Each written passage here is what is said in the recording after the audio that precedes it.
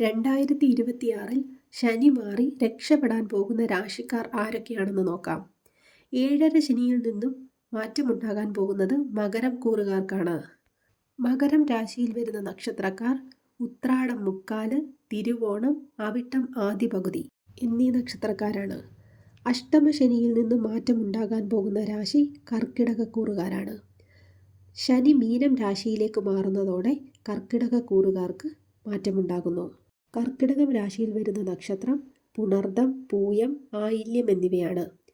കണ്ടകശനിയിൽ മാറ്റമുണ്ടാകുന്ന രാശിക്കാർ ഇടവം രാശിയും വൃശ്ചികം രാശിയുമാണ്.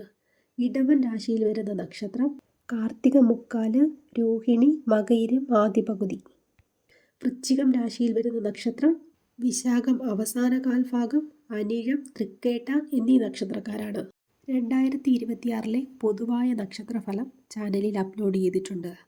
വീഡിയോ കാണുന്നതിനായി ലിങ്ക് താഴെ നൽകാം.